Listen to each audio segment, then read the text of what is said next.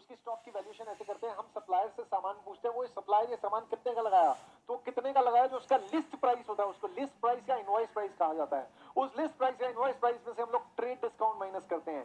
List price या invoice price में से ट्रेड डिस्काउंट माइनस किया जाता है और ट्रेड डिस्काउंट माइनस करने के बाद जो आता है उसे हम लोग कहते हैं नेट इनवॉइस प्राइस। तो लिस्ट प्राइस इनवॉइस प्राइस में हम लोग माइनस करते हैं ट्रेड डिस्काउंट या क्वांटिटी डिस्काउंट्स भी, कैश डिस्काउंट्स नहीं, माइंड यू कैश डिस्काउंट्स मत माइनस करना, सिर्फ trade discount quantity discount minus करना, तो आपका नेट इनवॉइस प्राइस आएगा। उस नेट इनवॉइस प्राइस में दोस्तों हम लोगों ने क्या ऐड करना है, उसमें हम लोगों ने ऐड करना है हमारा कोई पैकिंग चार्जेस अगर कोई है तो पैकिंग चार्जेस ऐड कर देंगे। जीएसटी तभी ऐड करेंगे जब उसका हमें इनपुट क्रेडिट नहीं मिल रहा। एज ए डिफॉल्ट पैरामीटर हर मटेरियल जो हम खरीदते हैं पे मोस्टली मटेरियल्स पे इनपुट क्रेडिट मिलता है, क्योंकि ये मटेरियल मेरे अल्टीमेटली फिनिश गुड्स के लिए बनेगा, तो फिनिश गुड्स पे जो मैं जीएसटी चार्ज करूंगा कस्टमर से, इस इनपुट का इस मटेरियल का मैं क्रेडिट ले लूंगा, इस पे जितना भी जीएसटी है, तो इसलिए इस जीएसटी को ऐड नहीं किया जाता।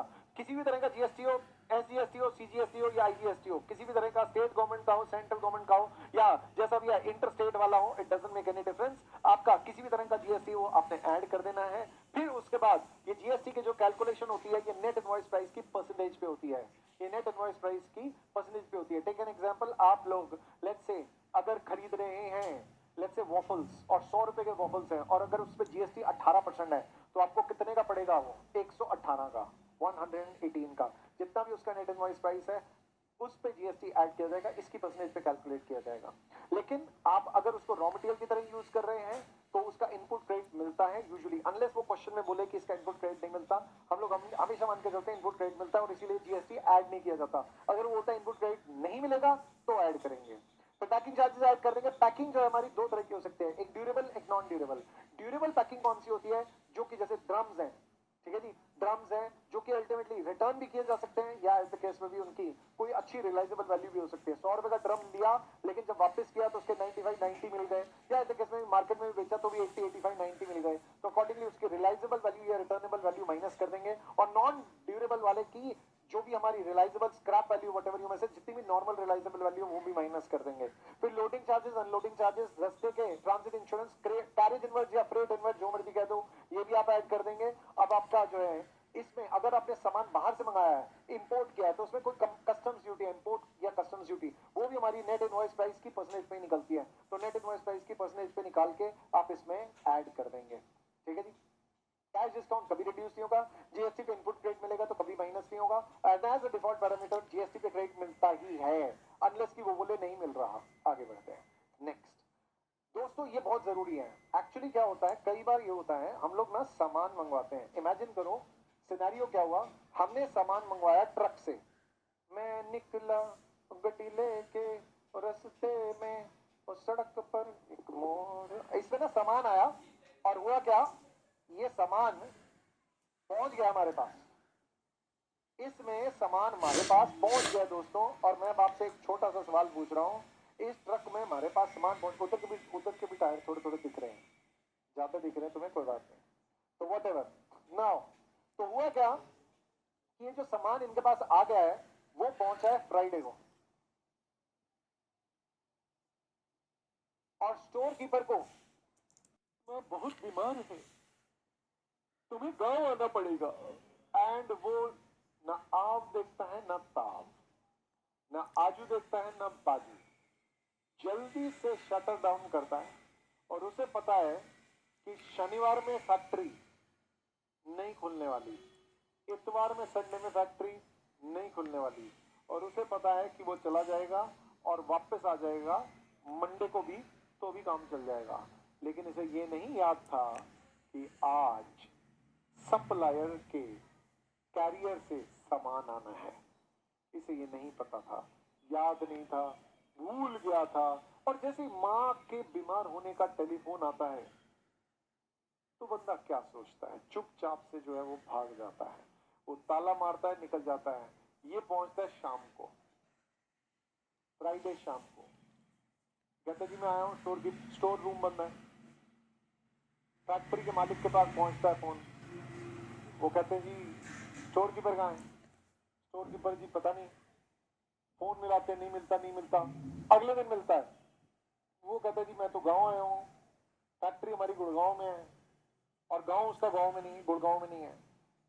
फैक्ट्री हमारी गुड़गांव में है, गांव उसका जो महाराष्ट्र में है।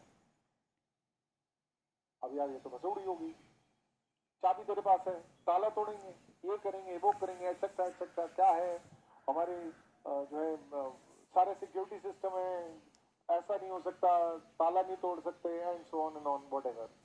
अल्टीमेटली ये सामान यहाँ पर रहता है मंडे तक, मंडे को सुबह ये सामान उतरता है।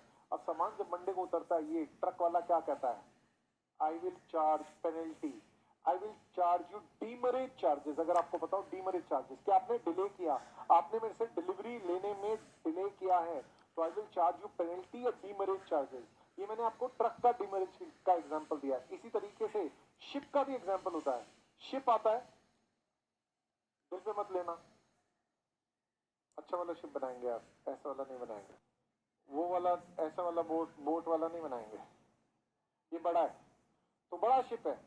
इस बड़े शिप में बड़े बड़े कंटेनर आए थे। अब ये कंटेनर जो है, अब शिप में जाना था, एक दिन आया, दूसरे दिन जाना था, उसने तो यहाँ पे कंटेनर उतारा और वो चला गया। एज सच ये कंटेनर जिस भी कंपनी का है, उन्होंने बिल ऑलरेडी पे किया हुआ है कंटेनर का, वो सब ठीक है। बट हुआ क्या, हुआ ये कि इसमें सामान जो था, इसमें जो सामान पड़ा था, वो इन्हें निकाल लेना चाहिए यहाँ से। Let's take an example, as per उनके वहां के जो एयरपोर्ट सॉरी ये पोर्ट के जो अथॉरिटीज हैं, उनके हिसाब से ये 48 आवर्स में आपका ये सामान हट जाना चाहिए। 48 आवर्स में अगर नहीं हटा तो डीमरेज चार्जेस देने पड़ेंगे या पेनल्टी देनी पड़ेगी, कि भाई हम आपका सामान संभाल के रख रहे हैं, यू हैव टू पे पेनल्टी या डीमरेज चार्जेस। तो अकॉर्डिंगली अगर पेनल्टी या डीमरेज चार्जेस आप सामान मंगाते हो और उसमें पेनल्टी या डीमरेज चार्जेस देते हैं, it is not a normal cost and hence it is not added to the value of inventory. ये आपके अपने कॉस्टिंग प्रॉफिट लॉस अकाउंट में चार्ज होगा, ये आप अपने कस्टमर से चार्ज नहीं कर सकते, इन्वेंट्री के वैल्यूएशन में नहीं आएगा। तो accordingly type of cost, penalty या demurrage shall not be added to the purchase cost, it will be charge to your costing profit and loss account. Take another example. अब आपने क्या किया दोस्तों, सामान खरीदा, आपने सामान खरीदा, सोचो ये जो हमने नेट इनवॉइस प्राइस प्लस जो भी हमारे चार्जेस है, कस्टम्स ड्यूटी, ये वो पैकिंग चार्जेस, फिर रिटर्नेबल रियलाइजेबल वैल्यू माइनस कर दी, and so on and on, सब कुछ हम लोगों ने जो है ट्रांजिट इंश्योरेंस, कैरेज इन्वेस्ट, सब कुछ घुसा दिया, और टोटल हमारी कॉस्ट है, let's take an example, 9 lakh rupees. और हमने मंगाया था दोस्तों, हमने मंगाया था सामान 9,200 यूनिट्स या किलो, इतना हमने परचेज किया था। लेकिन 200 किलो रास्ते में टूट फूट उड़ गया, केमिकल है, उड़ गया, इवेपोरेट हो गया, and this 200 kilo is normal loss. टूट हो गया, फूट हो गया, इवेपोरेट हो गया, व्हाटएवर एज द केस में भी, गायब हो गया, दिस इज नॉर्मल लॉस। और आपको पता ही है 9,200 मंगाते हैं, 9,000 ही पहुंचता है। तो हम लोग ऐसे में क्या कहते हैं, हम कहते हैं ये 9 लाख रुपए की जो हमारी इन्वेंट्रीएबल कॉस्ट है ना दोस्तों, this is not the cost of 9,200 kilo, this is the cost of 9,000 kilo, this is the cost of 9,000 kilo. और उस हिसाब से इसकी कॉस्ट इन्फ्लेट हो जाती है, कॉस्ट पर किलो इन्फ्लेट हो गई। वैसे डिवाइड बाय 9,200 होता तो ऑब्वियसली कॉस्ट पर यूनिट कम आती। तो हम क्या कहते हैं, इन केस नॉर्मल लॉस होता है, material in transit, normal spoilage, evaporation, कुछ भी ऐसा नुकसान होता है, तो यूनिट्स ऐसी लॉस की 200 किलो 200 यूनिट्स जो थी will be reduced, and cost of remaining inventory 9,200 में से 200 काटा, रिमेनिंग 9,000 की कॉस्ट जो है इन्फ्लेट कर दी गई है। ऐसे करके किया जाएगा। और लास्ट में अगर एबनॉर्मल लॉस हो गया, अब सुनो यार, हेलो, नॉर्मली हमारा 9,200 में से 9,000 आता है, इस बार कितना आया है, इस बार पहुंचा हमारे पास 8,600 किलो। यार 200 तो नॉर्मल लॉस है, तो ये जो इसका डिफरेंस है, ये 400 क्या है, एबनॉर्मल लॉस है, 400 किलो।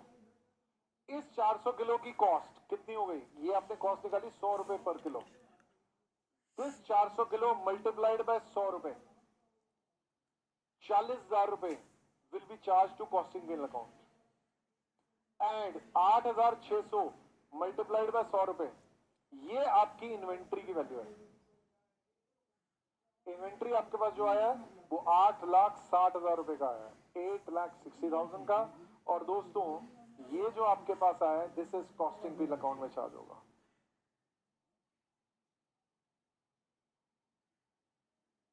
खल्लास। तो 8,600 इंटू 100 रुपए ये हमारा कॉस्टिंग बिल अकाउंट में, सॉरी ये हमारी इन्वेंट्री की वैल्यू है। और 400 किलो इंटू 100 ये हमारा कॉस्टिंग बिल में जाएगा। तो यही चीज हमने कहा, हमने क्या कहा, नॉर्मल लॉस इन ट्रांजिट हुआ जैसे 400 किलो, तो उसकी वैल्यू कैलकुलेट करेंगे और कॉस्टिंग बिल अकाउंट में चार्ज कर देंगे। अब कई बार क्या होता है, हम सामान काफी ज्यादा इकट्ठा मंगाते हैं। अभी ना बहुत ज्यादा ये हो गया, एक क्वेश्चन कर लेते हैं। Question the following data A B C D, 4 materials हैं, चारों की क्वांटिटी 1000 किलो, 2000 किलो, 1500 किलो और 3000 kilo.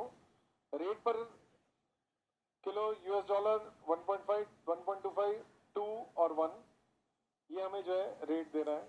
Import duty 23% of invoice value, insurance 2% of invoice value, freight and clearing 30,000, exchange rate US dollar 1 का 16 rupees. बहुत भयानक भले जमाने का सवाल है। 16 रुपीज, 75, 76 रुपीज, जनरली 70 प्लस ही चल रहा है डॉलर, कह नहीं सकते बाकी। एनीहाउ भयानक भले जमाने का सवाल, व्हाटएवर। आगे बढ़ते हैं। फिर वो कह रहा है 50% of materials imported are issued to production centre while determining the value of closing stock 5% allowance is provided to cover up storage loss. Determine the value of closing stock of each type of material. तो दोस्तों मैं analysis शुरू कर रहा हूं शुरुआत से। सबसे पहले माय डियर फ्रेंड्स आप देखिए, इन्होंने इंपोर्ट किए 4 मटेरियल्स, बाहर से मंगाया, तो इनका इनवॉइस वैल्यू जो है वो फॉरेन करेंसी में ही है। तो 1000 ए बी सी और डी, ये 4 है।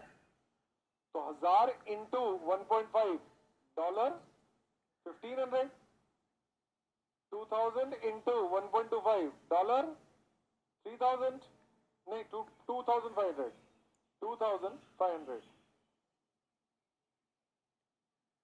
1500 इंटू 2 डॉलर 3000, 3000 इंटू 1 डॉलर 3000। क्या कहते हो? अब इस डॉलर 3000, 2500 और 1500 को हमने रुपीस में कन्वर्ट करना है। तो रुपीस 16 से मल्टीप्लाई कर देंगे। तो रुपीस 16 से जब मल्टीप्लाई करेंगे तो हमारा invoice value, this is invoice price but in dollar. अब इसी इनवॉइस प्राइस को रुपीस में निकाल देते हैं, ये मानते हुए कि एक डॉलर 16 रुपए का है। तो इंटू 16 करके rupees, sorry 24,000 rupees, 30,000, 40,000 rupees, 48,000 and फिर से 48,000। बहुत बढ़िया। अच्छा अब इस इनवॉइस प्राइस में दोस्तों हम लोग क्या करेंगे, इंपोर्ट ड्यूटी और इंश्योरेंस दोनों इनवॉइस वैल्यू में, क्या कहते हो, इकट्ठा कर देते हैं, इकट्ठा लिख देंगे। इंपोर्ट ड्यूटी एंड इंश्योरेंस 25%, तो 25% इसका निकालो, 6,000, 10,000, 12,000, 12,000, यस। तो ये हमारा आ गया इंपोर्ट ड्यूटी प्लस इंश्योरेंस या एंड इंश्योरेंस। अच्छा फिर इसके बाद आपने ऐड करना है फ्रेट एंड क्लियरिंग। अब दोस्तों दिमाग लगाना, अब देखो यहां तो ना उसने आपको इंपोर्ट ड्यूटी और इंश्योरेंस परसेंटेज में दे दिया था, तो आपको पता ही है यार इंश्योरेंस जो ज्यादा महंगा। अब सोचो एक बात बताओ, कोई बंदा मारुति 800 की इंश्योरेंस कराए, टाटा नैनो की इंश्योरेंस कराए और मर्सिडीज बेंज का सबसे हाई एंड मॉडल या बीएमडब्ल्यू का, ऑडी का सबसे हाई एंड मॉडल की इंश्योरेंस कराए, किसकी इंश्योरेंस वैल्यू ज्यादा होगी? जिसकी वैल्यू ज्यादा है, जिसकी वैल्यू ज्यादा है। तो इंश्योरेंस तो होती ही वैल्यू के हिसाब से है। सिमिलरली कस्टम्स ड्यूटी का मैंने आपको लिखवाया भी हुआ है, कस्टम्स ड्यूटी का लिखवाया था ना कि it is computed as a percentage of net invoice price, याद है? तो नेट इनवॉइस प्राइस पे ही निकलेगा, वो तो है ही है। तो उसने परसेंटेज में दे दिया, बल्ले। अगर वो परसेंटेज में नहीं देता, लेट्स टेक एन एग्जांपल, इस सवाल में अगर आपको वो insurance premium and import duty बोल देता टोटल मिला के 24, 30, 40,000 रुपीज दे देता, कहते हैं इंपोर्ट ड्यूटी एंड इंश्योरेंस चारों के मिला के एबीसीडी के मिला के 40,000 रुपए लगी है जी, थैंक यू, 40,000 रुपए लगी है। तो आपको 40,000 रुपए अगर मैं इंपोर्ट ड्यूटी एंड इंश्योरेंस का एक अमाउंट देता टोटल सम, जैसे मैंने फ्रेट एंड क्लियरिंग का एक सिंगल अमाउंट दे दिया 30,000, सारे चारों प्रोडक्ट्स का इंपोर्ट ड्यूटी एंड इंश्योरेंस वही 40,000 है और चारों का फ्रेट एंड क्लियरिंग भाई 30,000 है, तो आपको ना दिमाग लगाना पड़ेगा। इंपोर्ट ड्यूटी और इंश्योरेंस वैल्यू के हिसाब से होती है, जो उनका नेट इनवॉइस प्राइस है। तो उस 40,000 को मैं 24:40:48:48 की रेशो में बांट दूंगा। अगर आप इसको, अगर 40,000 वो दे देता मेरे को, तो मैं क्या करता, मैं कहता 40,000 बांटना है इस रेशो में, 24,000 invoice price net invoice price की रेशो में, 24, 40, 48, 48, 48, 48, 96, 96 एंड 40, 136, 136 एंड 24 is 160, तो 1,60,000 मल्टीप्लाइड बाय 24,000 पहले में चला जाता, 24,000 का 1/4, ये इतना ही आ गया। 10,000 सॉरी 40,000 का 1/4, ये इतना ही आ गया। 48,000 का 1/4, ये इतना ही आ गया। और 48,000 का 1/4, ये इतना ही आ गया। दोस्तों अगर आपको insurance premium and customs duty का टोटल अमाउंट बताता, परसेंटेज नहीं देता, तो आप क्या करते, इनवॉइस प्राइस की रेशो में बांट देते। और फ्रेट एंड क्लियरिंग का आप टोटल अमाउंट दिया हुआ है, हेलो, ये इनवॉइस वैल्यू के हिसाब से नहीं होता, फ्रेट होता है वेट के हिसाब से। फ्रेट किस हिसाब से होता है, वेट के हिसाब से। तो इसको आपने किस रेशो में बांटना है, 1,000:2,000:1,500:3,000 की रेशो में। और ये चीज आपने क्लास की शुरुआत में ऑलरेडी लिख ली है कि अगर आपको let's say example customs duty import duty ना दिया हो, अलग अलग से परसेंटेज में ना दिया हो, अगर टोटल दिया हुआ है, तो आपने क्या करना है, नेट इनवॉइस प्राइस की रेशो में अपोर्शन कर देना है। ऊपर पढ़ा ना apportion in the ratio of, तो नेट इनवॉइस प्राइस की रेशो में आपने अपोर्शन कर देना है। वेरियस मटेरियल को कन्वर्टेड इनटू रुपीज, हमने वेरियस मटेरियल को कन्वर्ट कर दिया था रुपीज में, तो कितना कितना आया था, 24,000, 40,000, 48, 48। अगर मुझे total import duty and insurance 40,000 रुपए दे देता और ये नहीं बताता कैसे बांट, मैं इस रेशो में बांट देता इनवॉइस प्राइस की रेशो में। इसी तरीके से कैरेज इनवॉइस, जैसे यहाँ फ्रेट एंड क्लियरिंग बोला हुआ है ना, इसको किस रेशो में बांटोगे, वेट या quantity of material loaded in the vehicle, that is to say weight हमारा यहाँ इस एग्जांपल में कितना है दोस्तों, ये 1,000:2,000:1500:3,000, इन सब का सम कितना है 7,500। तो मैंने क्या करना है, 30,000 डिवाइड बाय 7,500, 4 रुपए। अब 4 रुपए मल्टीप्लाइड बाय 1,000, 4,000, 4 रुपए मल्टीप्लाइड बाय 2,000, 8,000, 4 रुपए मल्टीप्लाइड बाय 1,500, कितना बोल रहे हो, 6,000, 4 रुपए मल्टीप्लाइड बाय 3,000, 12,000।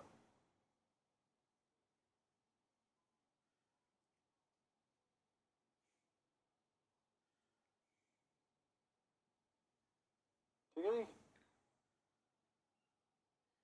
तो ये आपने इन सब को समाप्त किया 7,500, जैसे इन सब को समाप्त कर दिया था। अगर ये ना दिया होता, मुझे परसेंटेज ना दी होती तो, और फिर ये जो है ये आपका मटेरियल्स परचेज की वैल्यू आ गई है।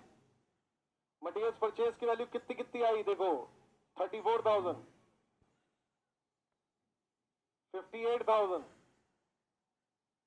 66,000 और 72,000।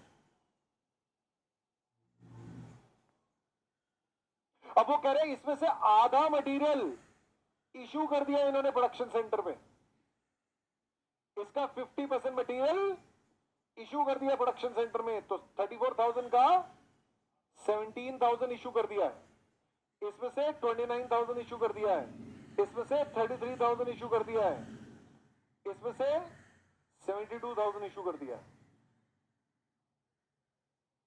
और 36,000 सॉरी माय बैड, 36,000 इशू किया है, 50% इशू कर दिया है। 50% मटेरियल इशूड हो गया, तो रिमेनिंग कितना बचा? सेम अमाउंट 17,000, 29,000, 33,000, 36,000, इतना ही रिमेनिंग बच गया।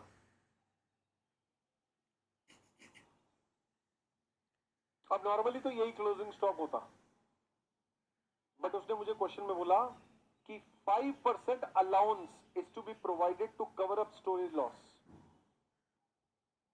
आप लोग ना, जब मेरे साथ एक चैप्टर है कॉस्ट बुक कीपिंग, जब पढ़ोगे तो उसमें आप समझोगे कि जब स्टोरेज के दौरान लॉस होता है तो हम उसको कैसे ट्रीट करते हैं।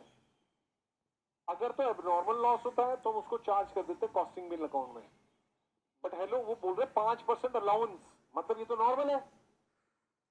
हम तो एंटिसिपेट कर रहे हैं कि इसका 5% और खराब हो जाएगा, इसका 5% खराब हो जाएगा, मतलब 850 खराब हो जाएगा, 1450 खराब हो जाएगा, 1650 खराब हो जाएगा, 1800 खराब हो जाएगा, मुझे पता है इतना खराब हो जाएगा।